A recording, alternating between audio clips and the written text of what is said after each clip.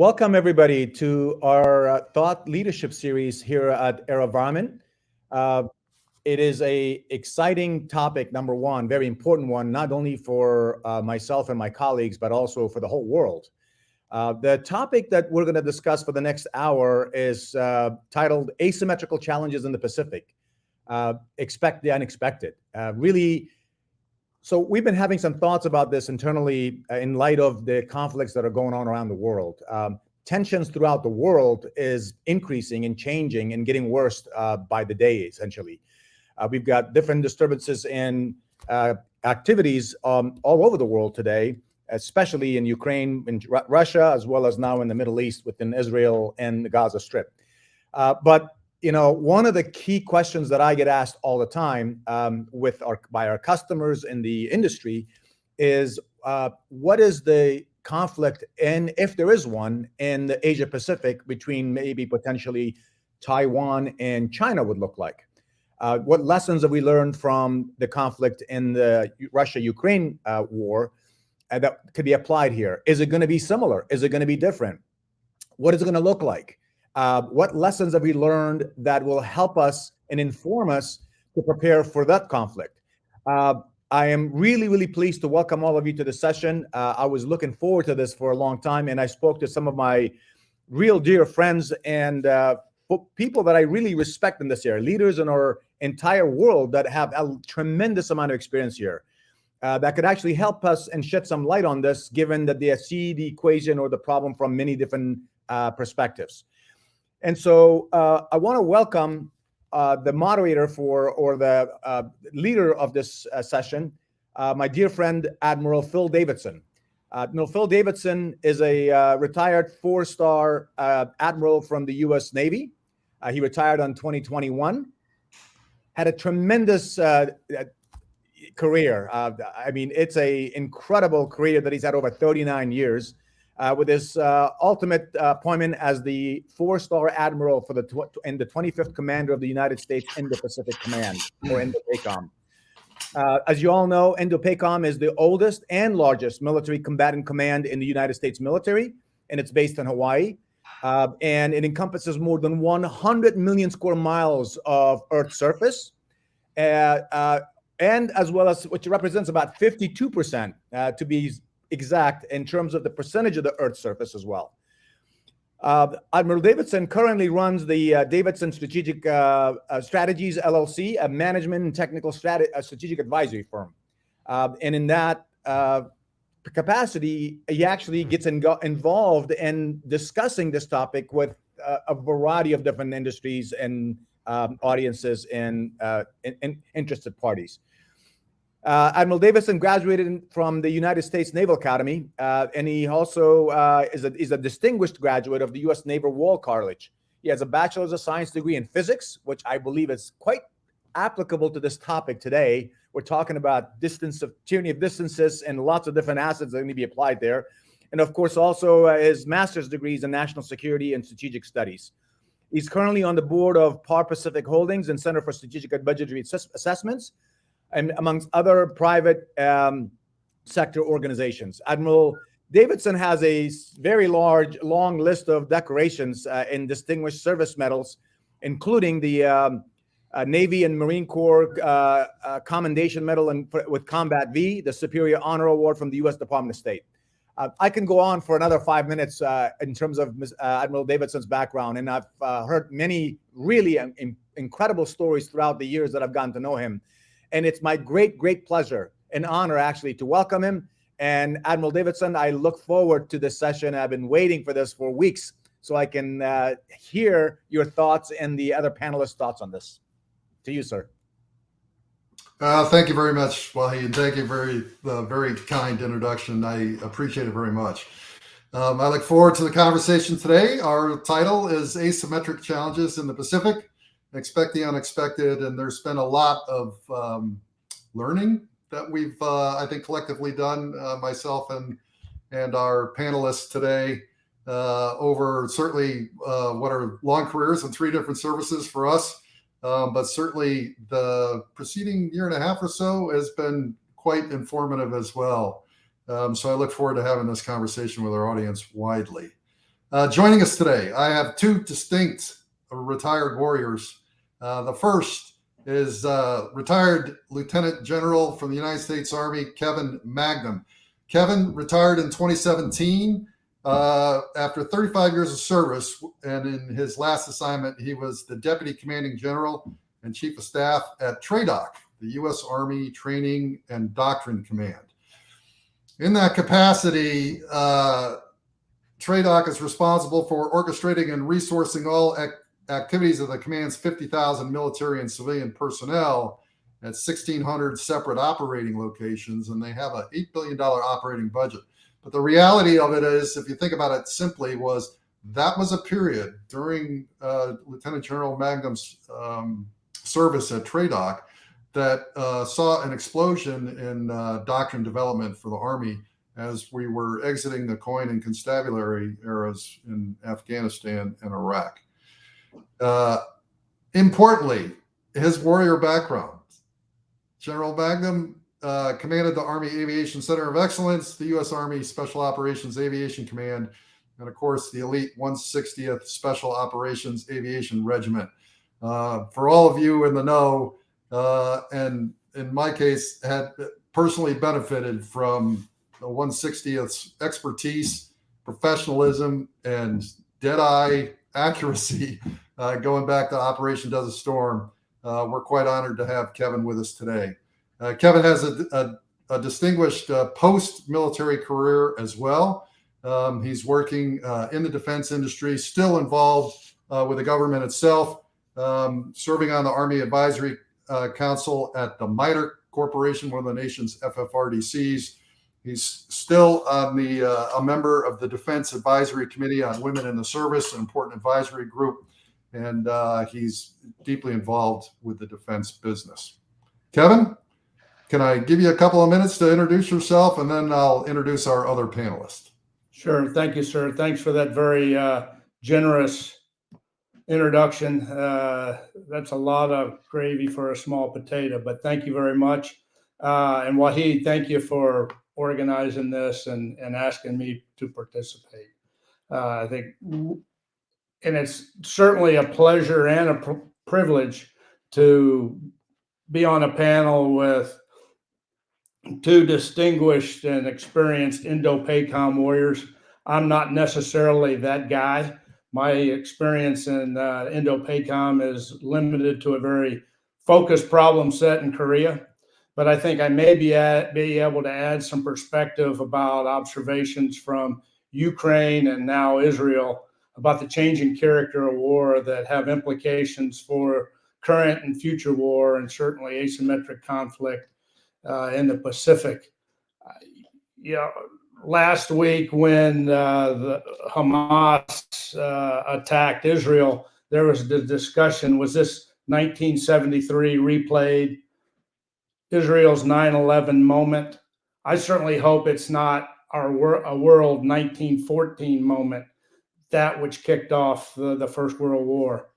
And between that moment, the dynamic tension in Ukraine, as well as where we are with the competition with China. One of my Army colleagues, current serving general last week, mentioned that maybe we're at a 1939 moment, reminiscent to the lead up to World War II. So how do we respond? How do we respond as a nation, as a joint force in this competition phase? And the calculus is certainly changing.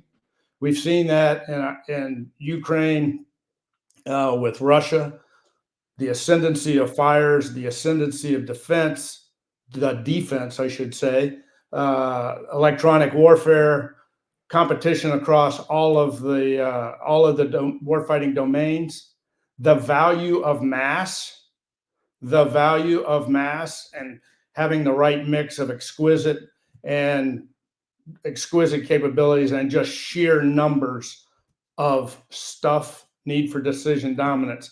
All that gets exacerbated many times over, as Wahid said, with Indo-PACOM being 52% of the world's surface, with the range, the scale, the pace that's going to be necessary.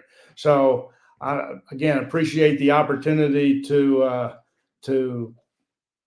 speak with these august leaders and perhaps share some thoughts on what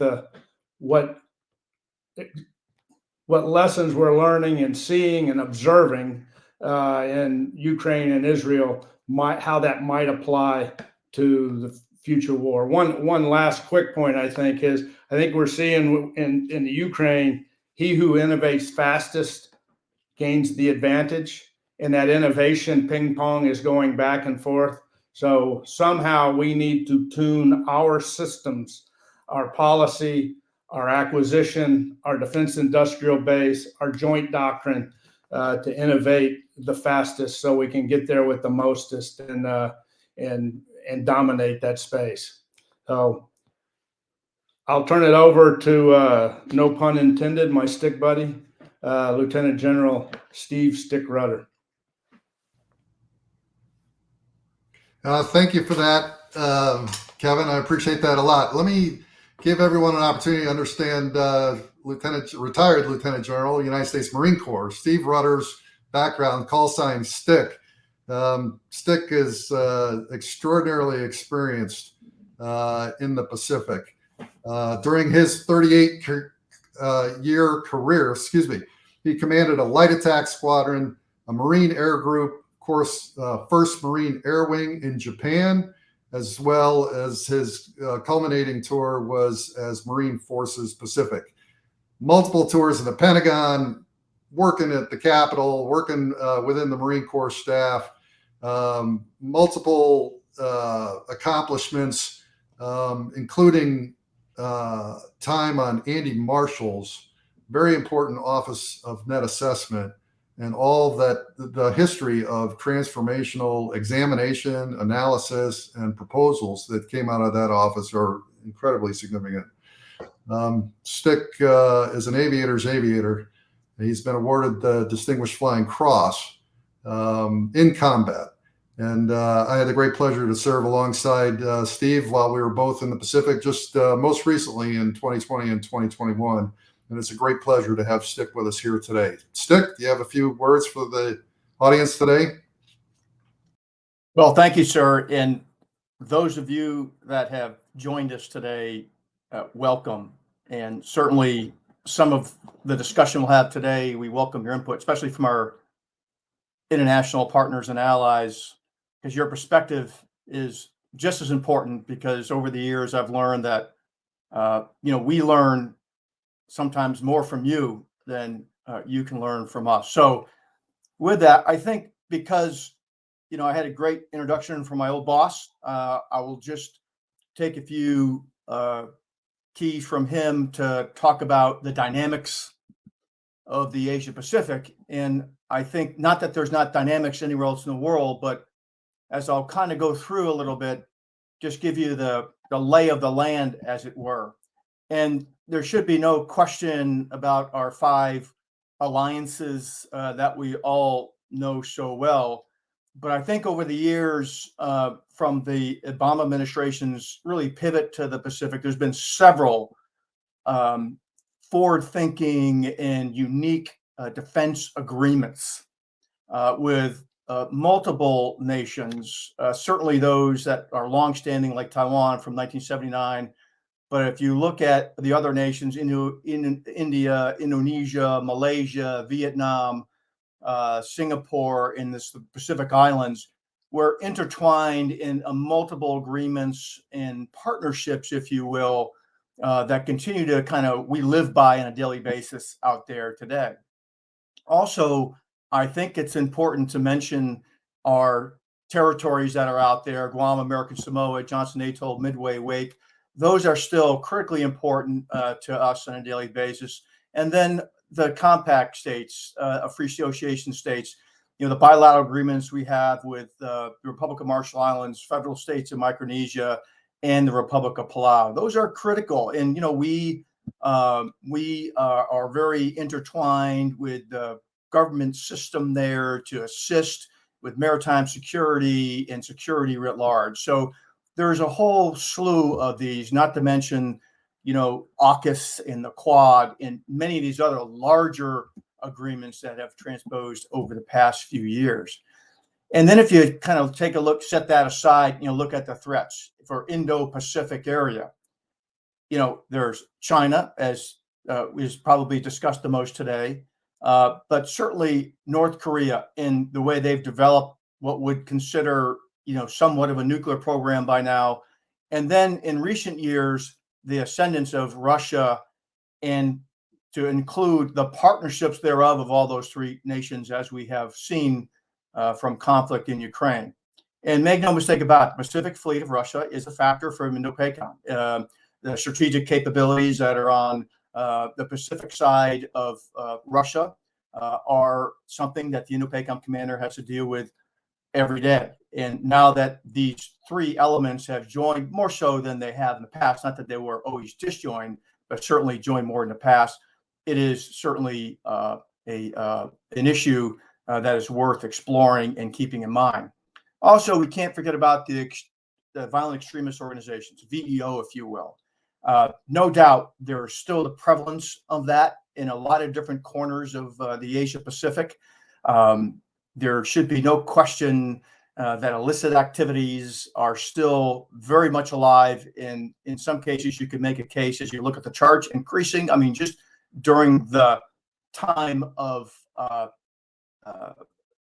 the 2020 timeframe, as we looked at where the world was shutting down because of COVID. Well, that's when we had to spike, 175 tons of meth transition through different areas of the Southeast Asia, and that continues to grow. That's not going away. And so for the military, law enforcement, interagency approach, we can't neglect that fact. So I think today if you look at some of those activities, being able to bring to light and put them against what we're seeing in the world with Ukraine and certainly today with Israel, we can make a lot of parallels. And I will say that we sometimes think about the Indo-Pacific as a air and sea battle only, but make no mistake about it, land force applications with some of the largest armies in the world in Asia Pacific are just as applicable. And I think today we'll talk about how they're beginning to project their force, not only in our partner and allied countries, but also with the United States of America, the Army, and the United States Marine Corps. So I think, as Kevin really appropriately put out, there's some broad expanses of capabilities that will resonate, that we must gain the advantage on. I mean, I mentioned already some of the cyber targeting and common protected network. Those will remain. I think you could make a case all through the different conflicts we had. Those will be a case. The challenge we will have for gaining an asymmetric capability in the Pacific will be trying to have a common operational pitch, common networks where we can share and be able to rapidly move information with our allies and partners. That's still something that we work on every day. The Pacific is a distributed theater. So when you talk about distribution and you talk about space and comm and the ability to communicate, it's all that more challenging. And if you look at the distributed nature of any environment, you have to go down to the lowest level. I will just make a case, and just to say, because of I've been protected and groomed by my NCOs over the years, our junior enlisted, who will have the brunt of the challenges out there. They deserve to have a connection, and we'll talk about that today too. A connection to the larger capability, because they will be the executors of our strategy, whether it's operating, building a schoolhouse, operating with our partners and allies, or on the high seas. So I'll stop from there. I think today's discussion, as Wahid started off, is fascinating. And if you look at where technology is going, technology asymmetry can be fleeting by the hour, can be fleeting by the year.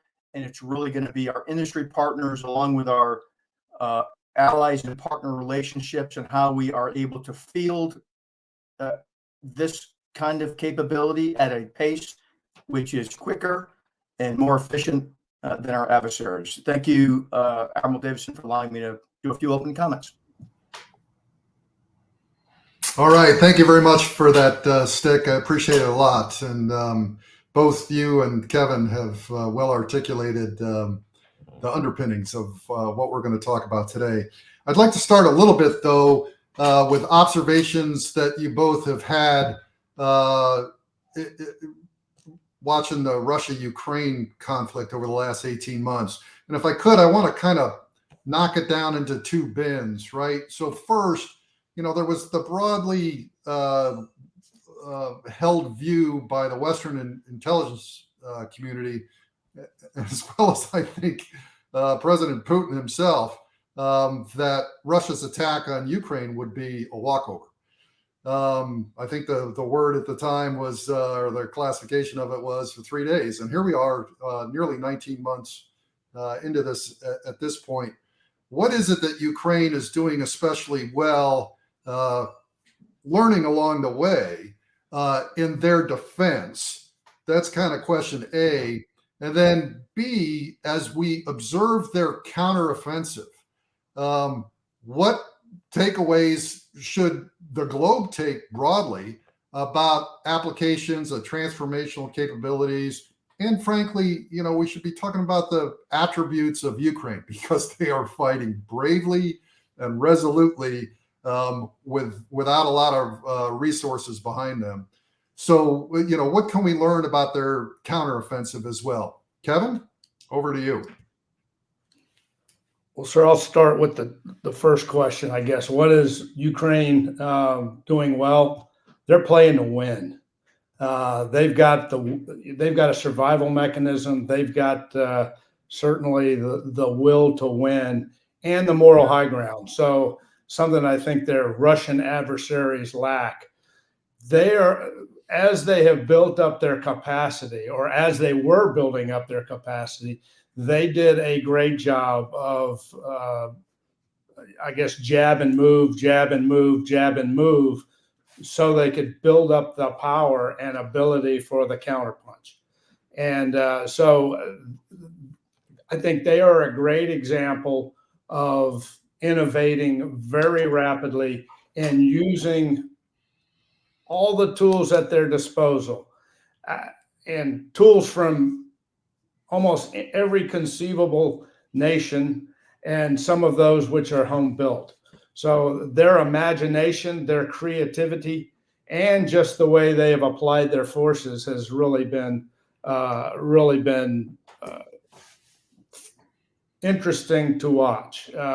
On the flip side of that, the Russians don't have the moral high ground. They had an unclear mission going in, and they proved yet again that, from a U.S. Army perspective, combined arms operations matter. From a joint fight perspective, the joint fight, bringing all of our capabilities to bear at a time and place of our choosing, really makes a difference. So from a capability standpoint, I think we're seeing I mentioned it earlier, the ascendance of fires. The amount of artillery that's being fired by both sides is really remarkable. Today, I think the estimates are the Ukrainians are shooting 6,155 rounds a day. The Russians are firing about 3 times that. And earlier in the war, each side was firing about 3 times that. So the amount of steel and stuff that is going through the air is remarkable. So I think to Stick's point, targeting is important, but we've got to recognize that adversaries are using a heck of a lot of mass to really wipe out grid squares and the like. So I'm getting a bit off track, but Ukraine is doing well by innovating very rapidly. And the Army definition of innovation is translating good ideas into valued outcomes. That does not mean more stuff. That does not mean new stuff. Some of that's using what you got to maximum advantage. And again, it's been amazing to watch the Ukrainians in action. And now there's their capacity built up. Unfortunately, their Russian adversaries had time to dig in. And now it's going to be a tough fight. Thank you very much, Kevin. Stick, anything to add there? Well, I think I think we're all amazed that maybe Russia didn't learn from Chechnya 1 when they were handed, a fairly significant defeat there. And then, Chechnya 2, they changed their tactics and went into the rolling artillery barrage, which is what you saw in Ukraine. So it's almost like they redid the Chechnya 1 and 2 all in the same method. But, Russia does have, long-range systems, which, in the beginning had the upper hand. And I think also what we saw initially, and we continue to see today, they're very proficient in electronic warfare, GPS jamming. And so as we look at asymmetric capabilities, that Ukraine's been able to use successfully in some cases, just how to fight through that. But, just like anything else, mass matters. And Russia certainly, although their armor formations did not really produce the effect that they wanted, they have adjusted quite a bit to, some of the ability for counterfire.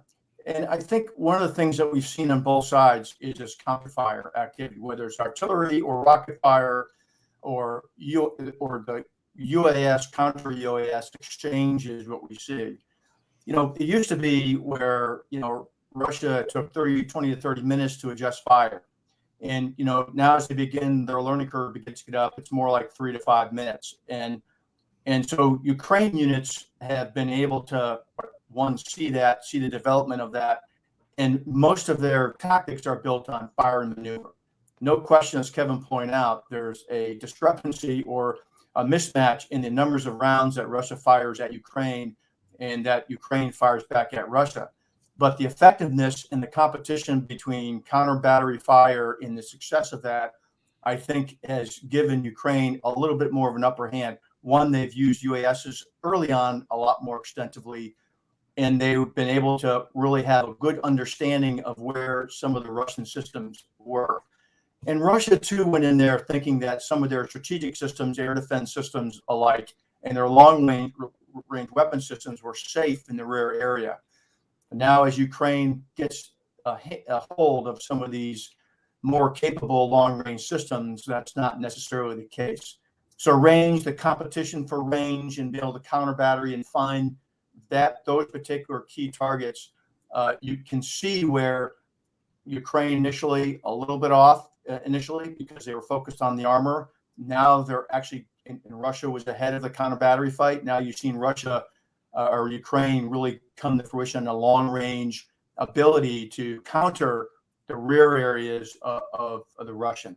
I think also, and I think we both said this, is that, since 2014, we've been kind of training Ukrainian soldiers and servicemen and women in leadership. I think the small unit leadership really sets them apart, and is an asymmetric value of its own.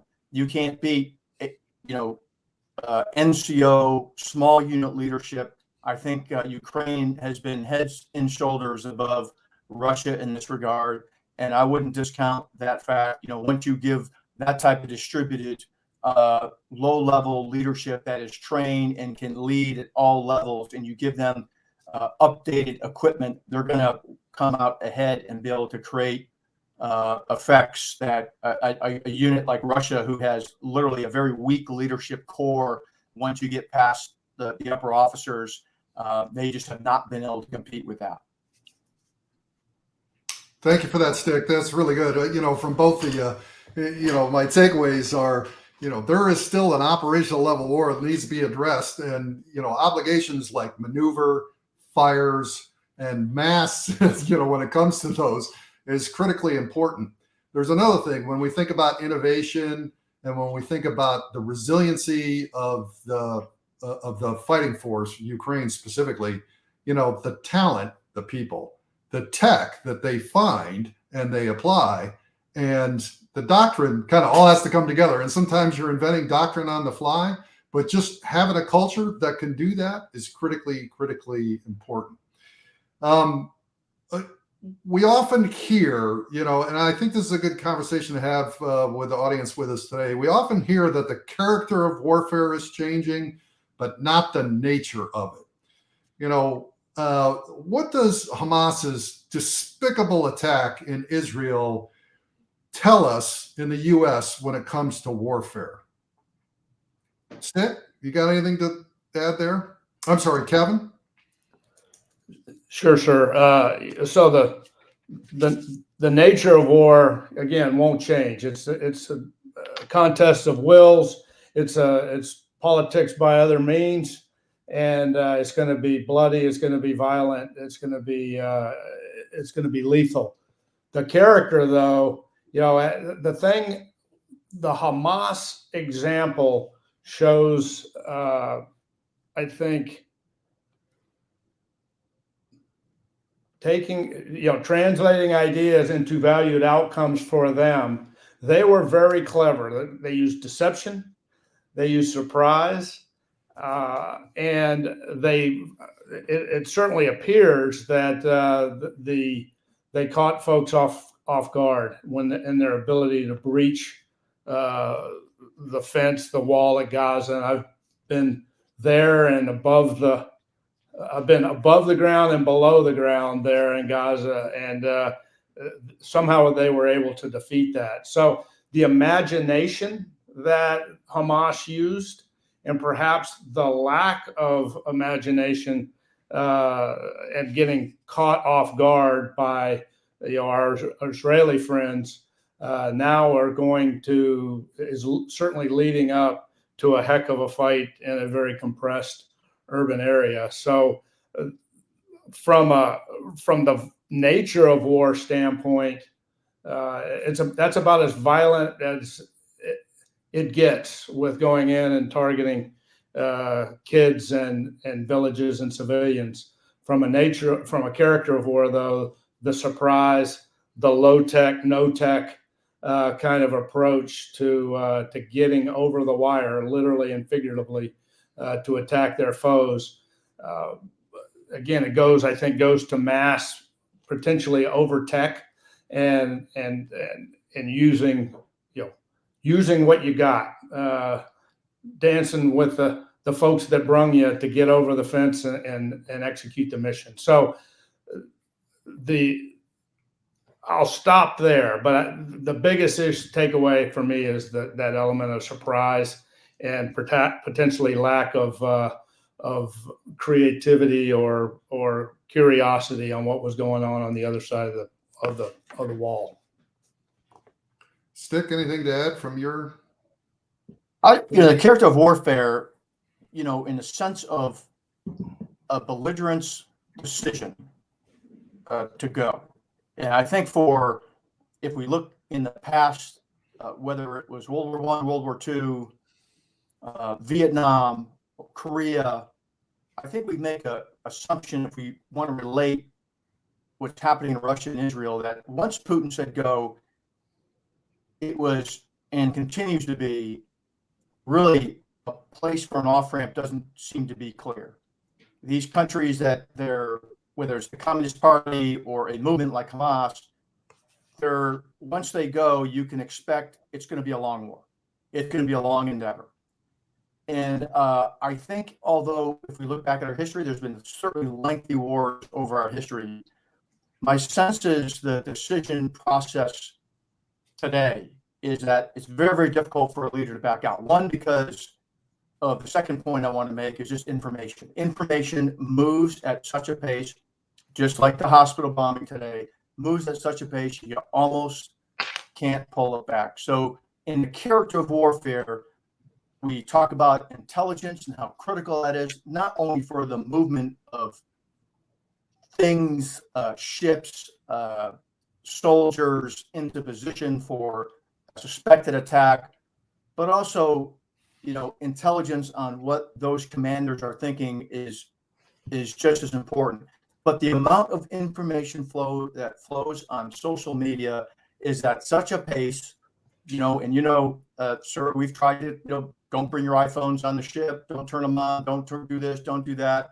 The globe fights this information flow, and it's something that you almost have to you do have to, and we do dedicate a huge amount of resources to combat, to make sure that the correct information gets out.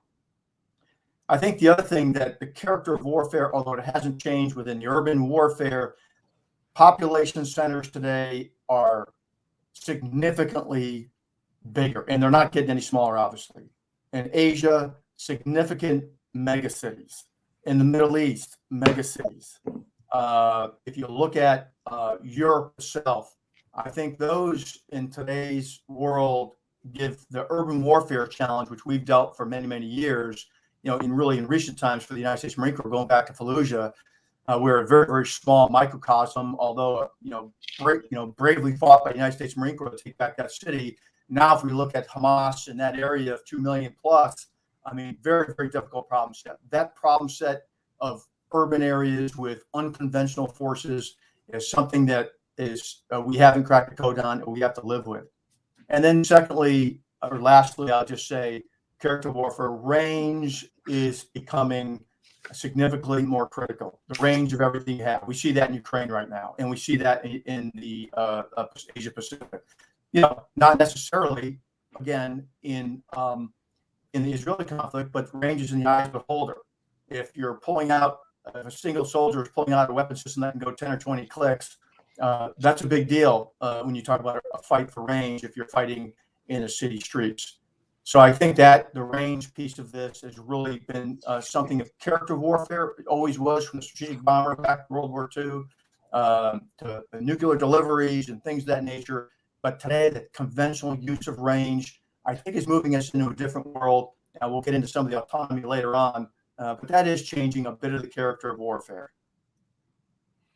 Thank you, Steve. I would simply add, as we observe Russia's attack on Ukraine and Hamas's attack in Israel, we've got to note that authoritarianism and chaos is on the march, and the lives and liberty of free peoples, depend on defenses and depend on the kind of innovations that are required to sustain them in this environment in which the character of warfare is actually changing.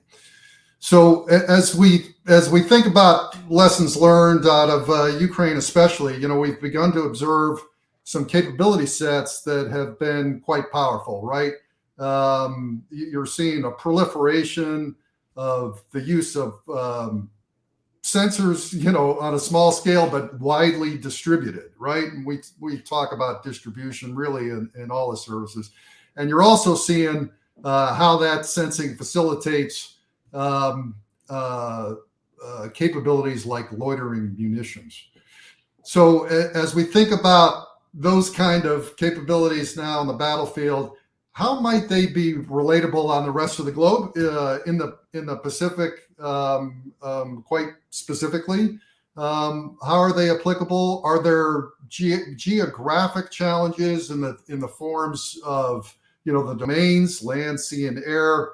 You brought up range. Certainly some of range solves some of those problems. But what other things kind of strike you as important as we think about the applicability of widely distributed sensors and widely distributed munition vehicles and what they might mean for conflict in the Pacific?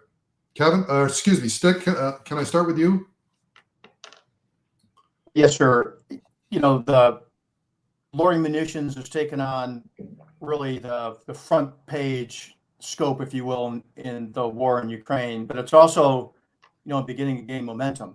And it's beginning momentum because if you think about distributed operations and you think about range and what that means, I'll just harken back to the comment I made about ground forces.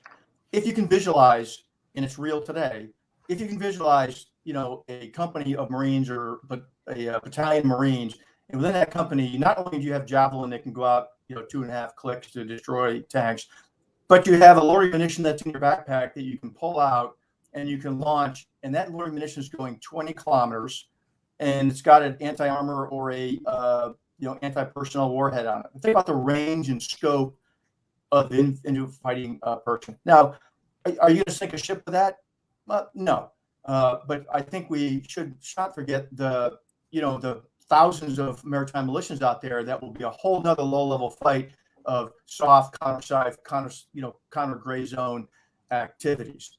Now, if we go up to the range piece, that distributed maneuver, launching LRASM or Maritime Strike Tomahawk or a Standard Missile Series, there's no secret that we should allow forward forces or ability for distributed forces to take control of those missiles and be the targeting platform or forward element for that particular weapon system. The shooter doesn't have to be the one that is controlling that end game.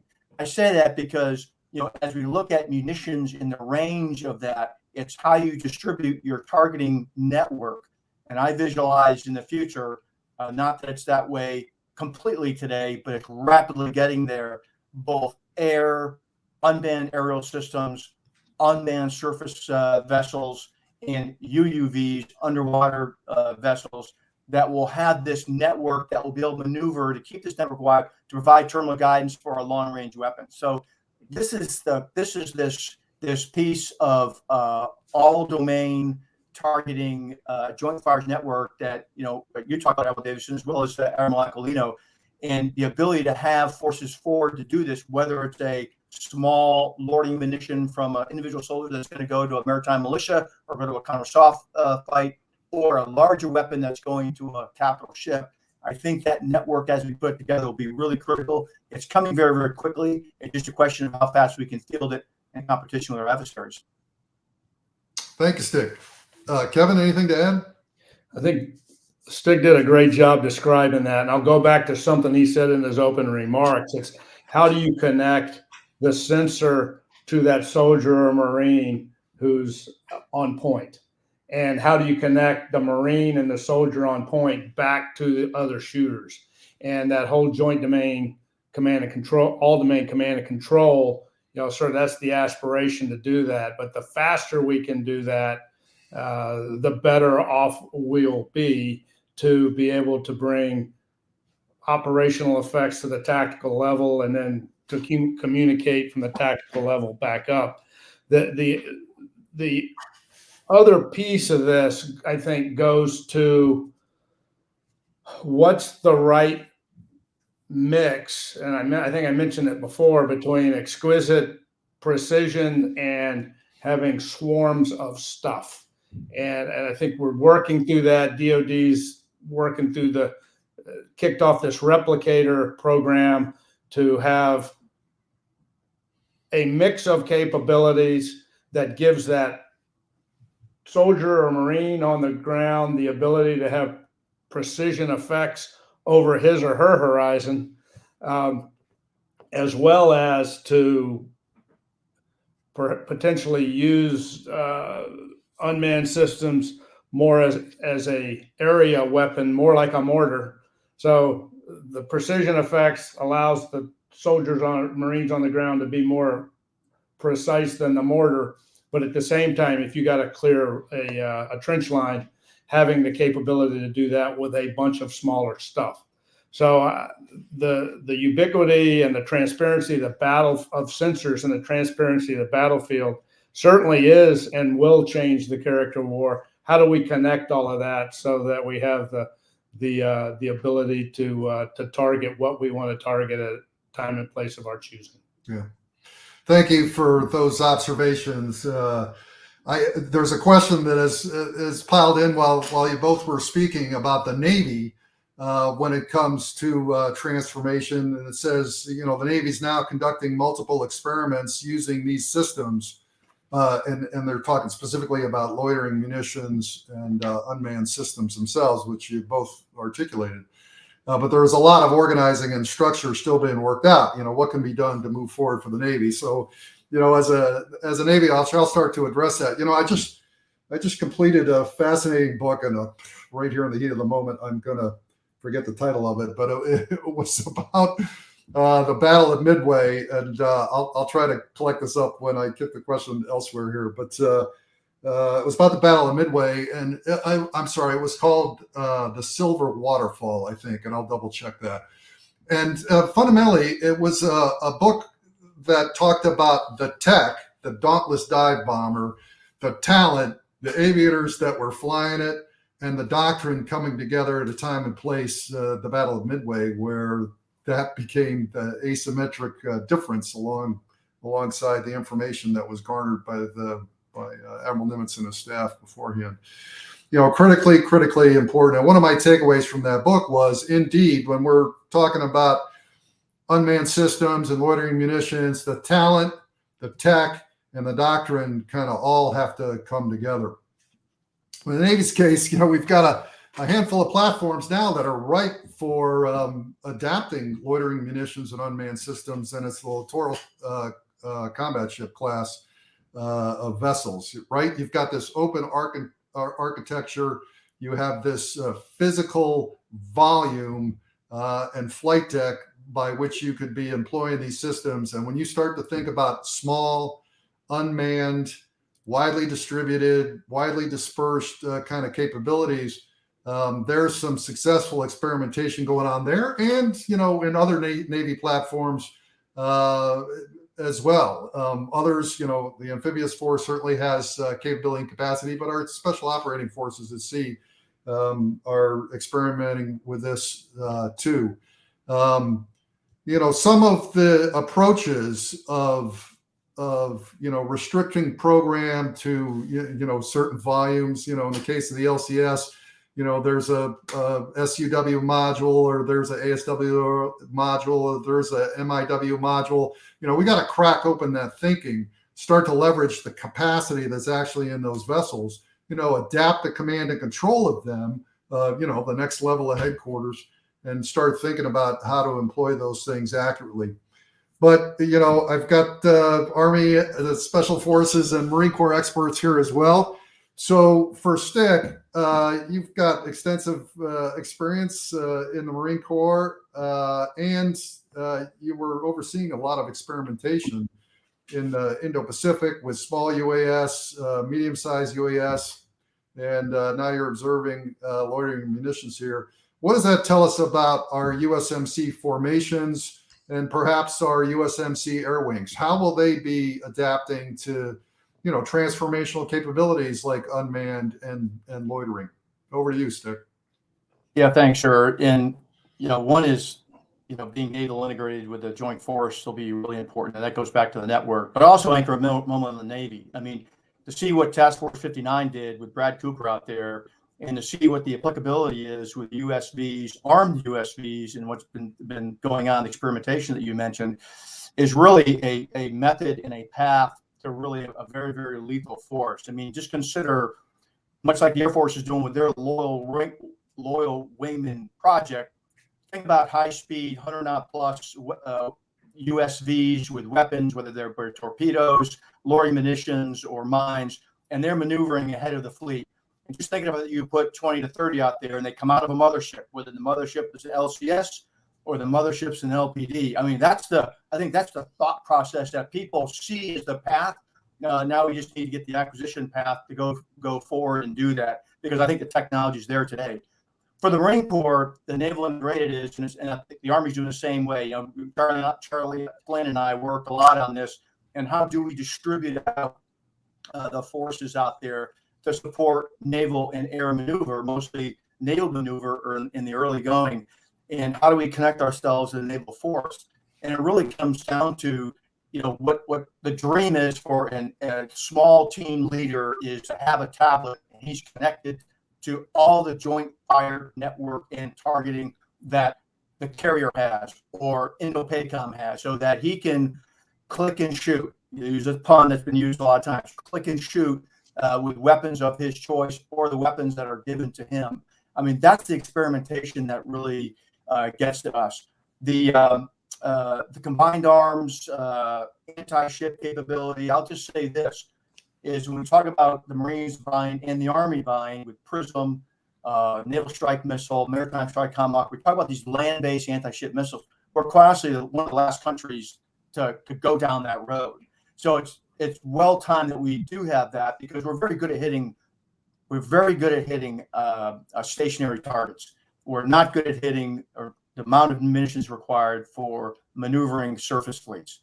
So I think if you look at what the PRC is doing, what Russia's been doing over the years, what Iran's been doing over the years, these land-based anti-ship capabilities, I think you can make a case that take that red A2AD. And sir, you've seen those slides with the big red blobs over the top of everything and nothing's going to live in there.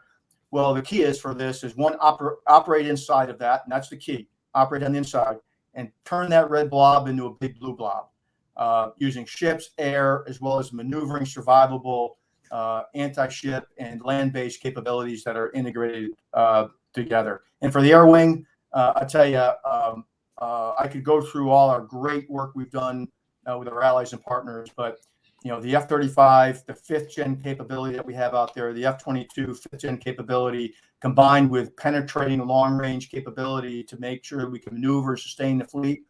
Work to do on that, but as the Army's down selects to the V-280, tilt rotor, Marine Corps, the V-22, with our C-130s being able to tactically move folks around in the work done on surface fleet. I don't want to discount experimentation in the logistics realm, because rearming, refitting, reloading will be just as important as getting our forces into position. Yeah, thank you very much, Stick. I mean, there was no doubt in my mind. I mean, our history in the Pacific going back to World War II, and how we think about what the actual capability of the joint force is, as demonstrated over the last 30 years. There's no doubt in my mind that any potential for conflict in the Western Pacific or throughout the Indo-Pacific that might affect our interests, the United States is no doubt going to fight as a joint force. Kevin, we haven't spent much time on special forces at this point, but do you have insights here that you want to add for special forces and what it means, if not in the Indo-Pacific solely, globally? Yes, thanks, sir. I think one of the interesting initiatives and necessary initiatives, back to your point about the joint force and the joint fight, is how SOCOM, cyber, and space are coming together for that soft cyberspace triad to gain and maintain situational awareness and the ability to find, fix, finish, and analyze. And that is a great step forward from a strategic and operational perspective. SOF is and will continue to experiment rapidly with new and exquisite capabilities to meet their mission and leverage some of the work that the other services are doing. And from an Army perspective, the Army started this journey that informed some of the soft stuff as well when I was still at Training and Doctrine Command, and we kicked off the Russian Next Generation Warfare study after they went into Crimea. That started to inform what we as an Army, and in many ways a big component of SOF, needed to start looking at. And particularly some of that gray area stuff, operating in the gray area, and how important it is for partnerships and presence.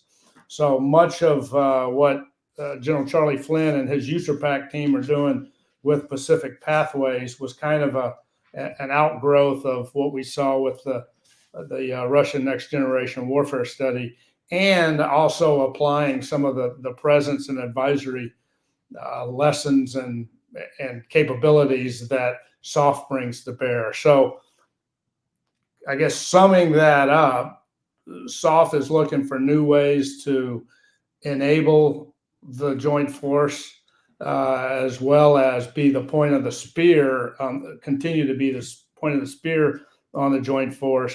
And all of the services are informing one another on how to best get after the problem set that they face, whether it be shorter range in Ukraine with interior lines of communication, or the harder problem set with the longer ranges in Indo-PACOM and long exterior lines of communication. Mm-hmm. Very good. Thank you both. If we could, we're getting some questions here about the capabilities of allies and what our view of it is. Kevin, I will go to you to speak a little bit about NATO and perhaps what some of our needs might be in Korea. But Stick, I know that you've traveled to Taiwan relatively recently. I'm interested to hear what your takeaways were, not only from the conversations you had with leadership there, but certainly your experience at MAR4PAC and your own observations in Taiwan as to what their transformational capabilities might need. And if you think about some of the threat, you talked about, the red cloak that China's A2AD capability set has. Are there capabilities there that Taiwan needs to counter that? That Taiwan should be pursuing, or that we should help Taiwan pursue? What are your insights there? Yeah, I think the Taiwan government and military are, just like any country, trying to balance their budget and their strategy with some of the weapons that they can acquire, and two, trying to fill out their ranks with the weapons that they've already paid for to acquire. And so we saw this change with Taiwan a few years ago to a certain degree, where they really began to open up about the counter landing strategy piece and the procurement of the Harpoon missile.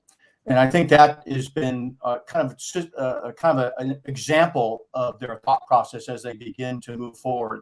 I also really excited about their submarine program, although some would say, well, that's conventional and what's this going to, but I think it's really exciting for an indigenous submarine program to go to a level that it has, certainly with some U.S. help. But it's really exciting to see that. They when they think about Taiwan and war in Taiwan, they think about a couple of different things. One, when they look at around the world, they know it's going to be a long war.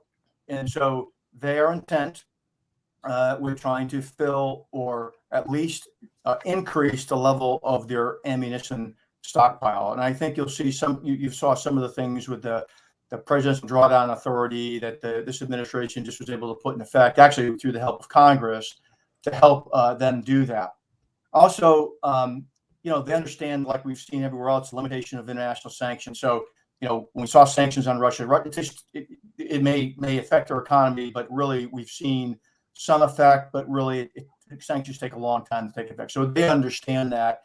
And so they want to make sure that not only with their munition stocks, they have ability for logistics sustainment, whether it's energy security. 90% of their energy comes in from exports, outside sources, along with their food products, and everything that comes in is an island nation, very, very different than Ukraine. So as long as these weapons that they're procuring, and they're going down the road of loitering munitions as well, and USVs and all the things that the rest of the world's doing, they're beginning to enter into that. We still have a little bit of debate on making sure that the logistic piece of an island nation, they have the debate and the work on logistics being something that they can keep that logistics line open, or they'll have enough on hand, on stock to be able to do what they need to do with the defense, depending on what the scenario calls for. I think the other thing, like every country, like us, they have a reserve force. They have a fairly large reserve force. And the president just increased the conscription service from 4 months to 12 months, which is a good start. I think she took a lot of political heat for it, but it was a good start. They have the full-time service that acts every day, but they have a large reserve force that will be called up, will need to be called up, and need to be trained. That's a big focus that they have as well. So those are a couple things that I would offer. The rest of the allies out there that are beginning to change their strategy, Japan, the Philippines with their coastal defense regiment, the exciting stuff. They're buying a BrahMos anti-ship missile. We talked about Taiwan, Australia, a shift in police forces to be able to project, and their air force is really transformed into a projection along with their Navy. I think we see a lot of movement out there, and with that, we're seeing, to a certain extent, historic movements on their percent of defense budget to their GDP, which is what we haven't seen in a long time. We think Japan might get to 2% by 2027. We think Australia is going to break the 2% line. So expenditures on defense capability is important. I think we're seeing that. But for Taiwan, we are seeing, although 13 countries, to include the Vatican, recognize that the country, then we have Taiwan released act for the United States of America. We're seeing a lot more interaction, a lot more support for Taiwan than we've seen before. That's giving them the confidence to move forward with some really innovative strategies. I will say, like any country, their indigenous defense capability, their ability to either co-produce or produce themselves is very important for every nation, to include Taiwan. That's why the delegations we lead there for collaboration between U.S. defense and other countries' defense is so important for their defense capability. Your internal defense industry is just as important sometimes than what you get for support from outside countries. Yeah, thanks. That was well put, Steve. I appreciate that a lot. Kevin, I mean, some in the audience might be wondering why I'm asking about NATO, but NATO has deep interest in Asia.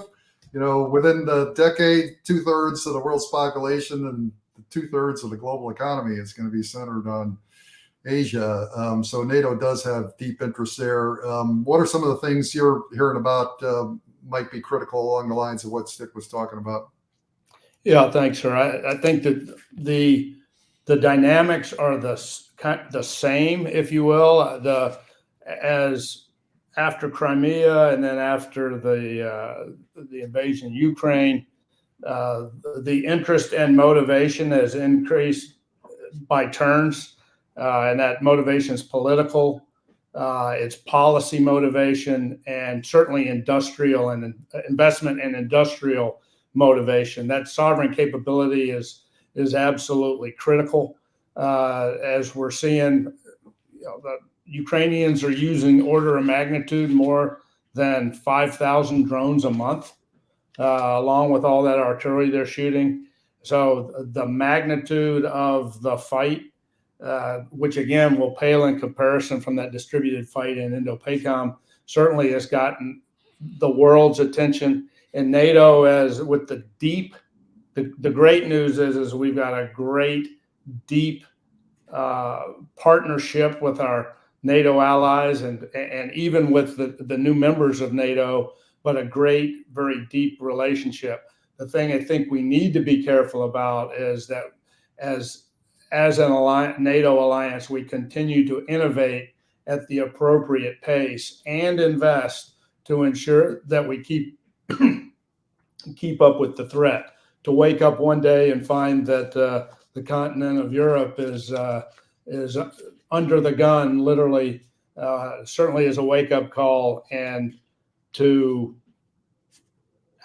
how we source the fight from off the continent has become a big challenge and a big problem set.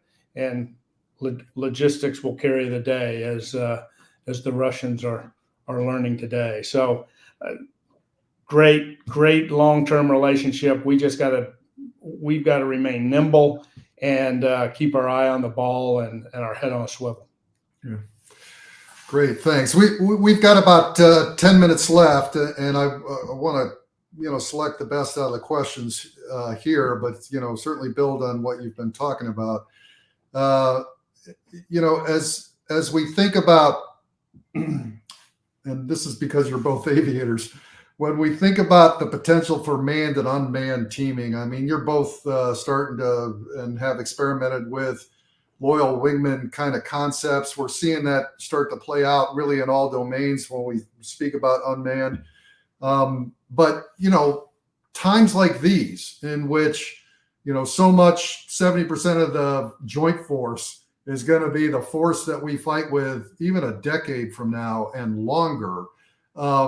Transformation for that force, the adaptability of it, the risks are always the period in which they have to be managed carefully, right? You've got to sustain the readiness of the force that is capable now while you're trying to adapt and adopt the capabilities that are coming that also are useful. So as we think about manned and unmanned teaming, what's it tell us about fires? What's it tell us about sensing? What's it telling us about networks?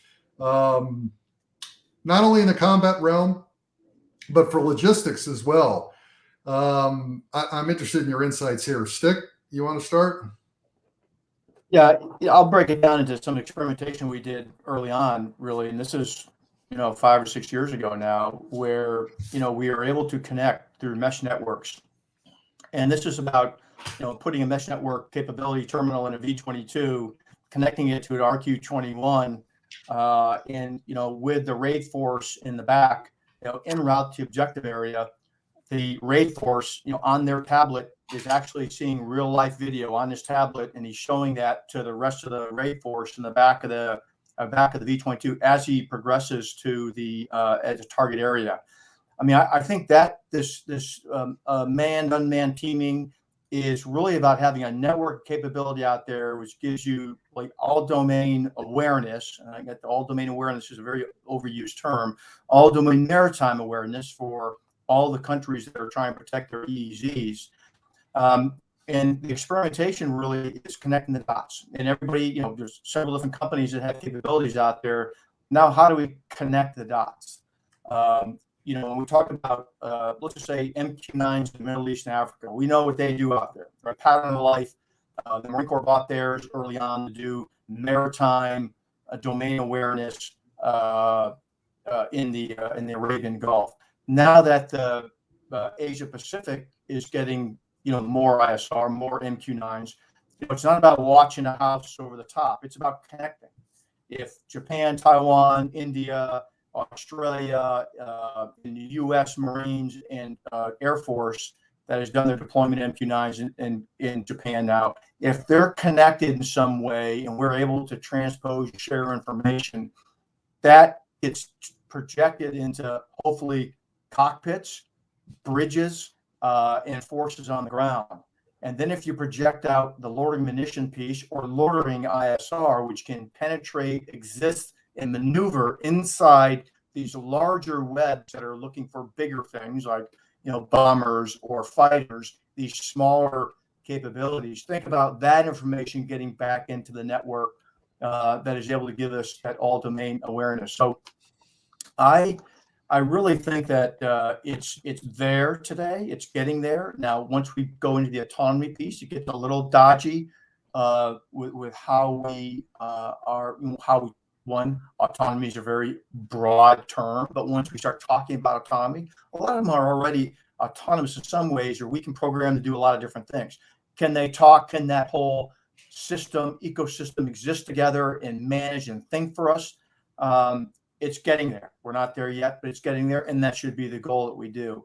But again, back to loyal wingmen in that aspect of it, it's a really loyal hundreds of wingmen that are out there existing within an environment that can feed, exist, and if you, much like a LEO satellite constellation, if you lose a bunch, it's okay because you got a bunch more there that can self-organize and heal each other, and then get that information back. I think that's the direction we're going, and now the ability is, how do we connect that to every single capability? And you hear about a lot about JADC2. That would be probably a dream of JADC2 in some way, shape, or form. But it's really industry is really making that happen as we move forward. And the services are putting it into implementation.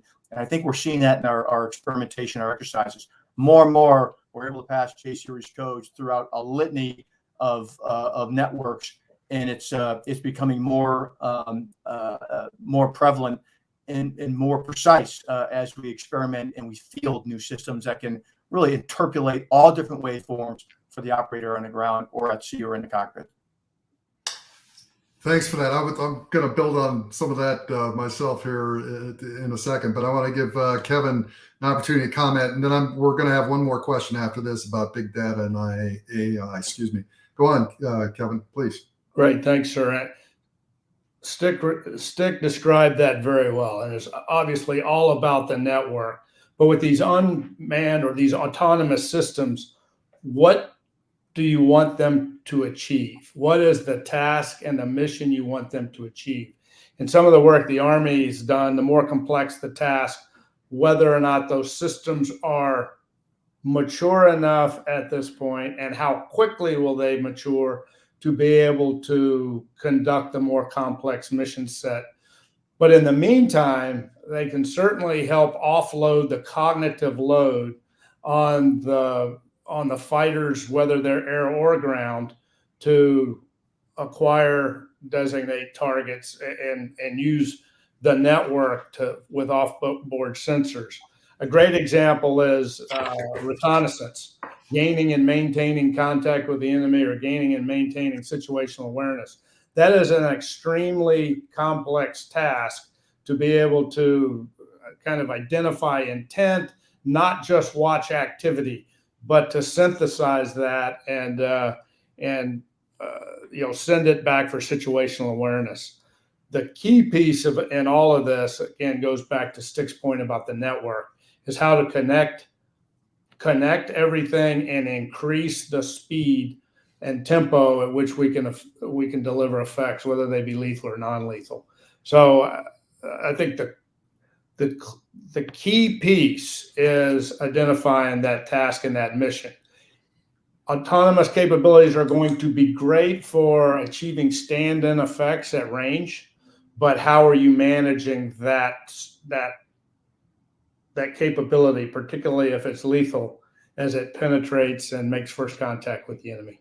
Yeah, just to build on both your points, and I'll use this to tee up the last question here. The network, is incredibly important to making a lot of these concepts come about. But it's not your, grandfather's network either, right? I mean, we're seeing the capability sets come together in terms of 5G that is not only allowing us to, as Stick articulated, kind of self-correct, self-sustain the thing, ultimately pushing, to the edge, all the things that need to occur to sustain the network, right? It's position, it's time, it's weapons pairing. I mean, there's all kinds of things that'll happen there. In the very nearest term, we've heard Admiral Aquilino talk about a fires network in terms of, I need what we have and I need it now, because he's certainly got to, have the capability to leverage the kind of joint force response in this transformational age to applicability kind of immediate, right? If this is indeed the decade of concern, he's got to be able to do that. There's no doubt. But again, as we think about the network in the long term, we think about fires and we think about maneuver and we think about manned and unmanned teaming out there, the edge with the benefits of AI is going to be more and more capable over time.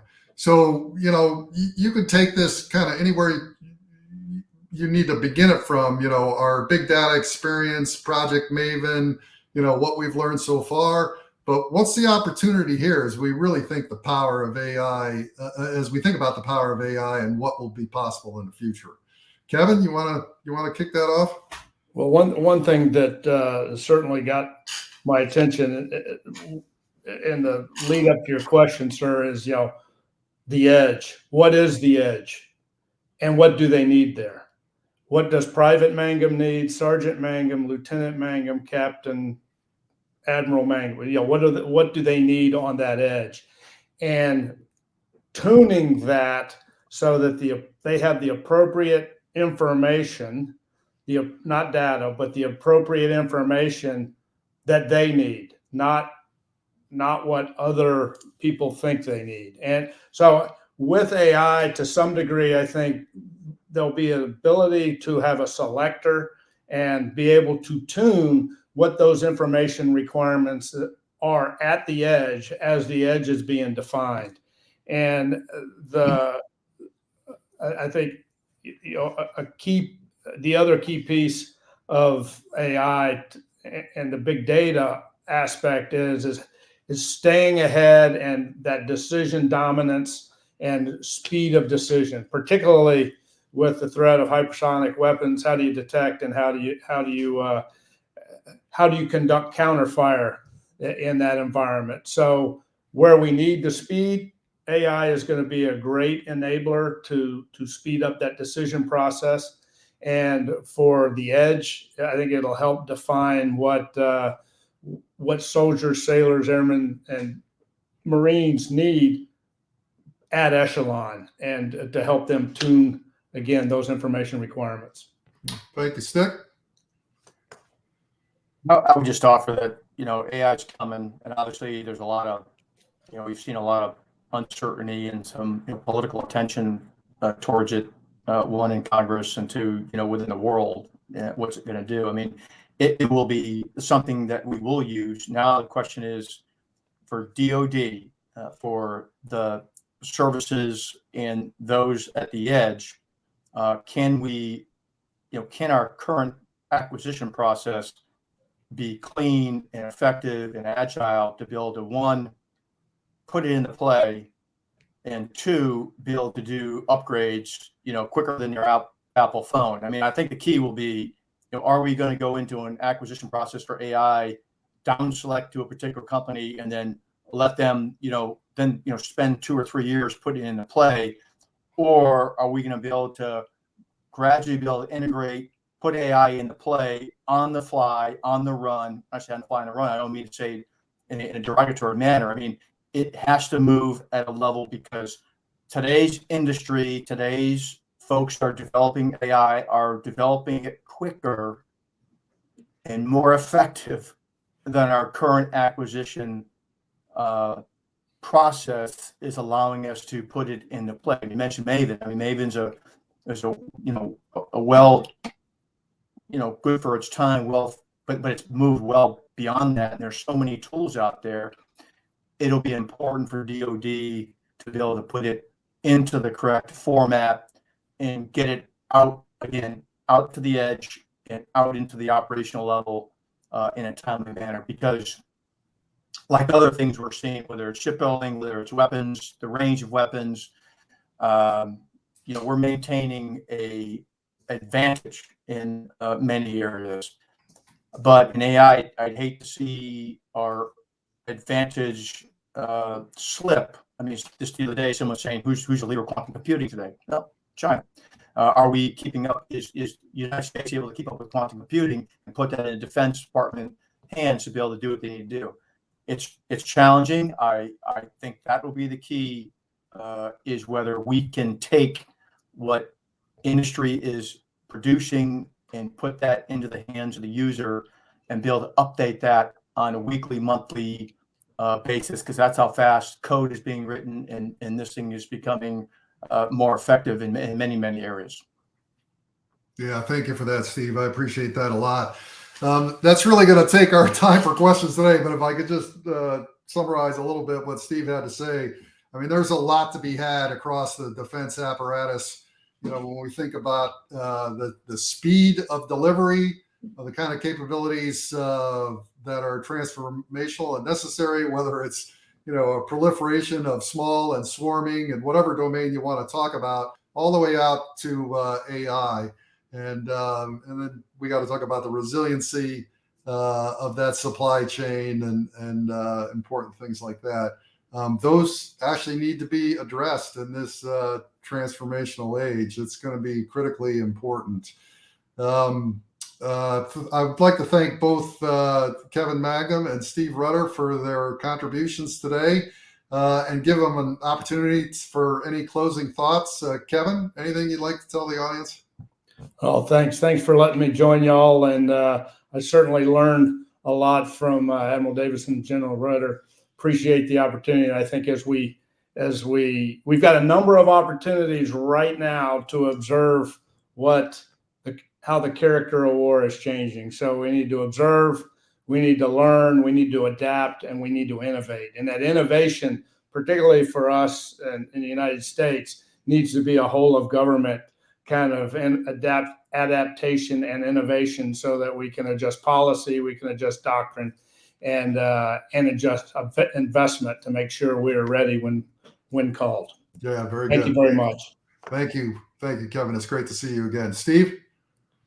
I'll just say, I know we didn't talk a lot about it today, but we don't do anything, one, without our industry partners and everything they do for us, because there are some really smart people working on some wicked problems out there. And I think we just need to make sure that the U.S. workforce, in conjunction with our allied partner workforce, are connected, because the strength is in what some would call the arsenal of democracy, and that we don't do it without you. And then finally, my counterparts, Kevin and I counterparts, and Admiral Davidson's counterparts out there that are still out there Some of them are on the net, allies and partners out there from many different countries around the world.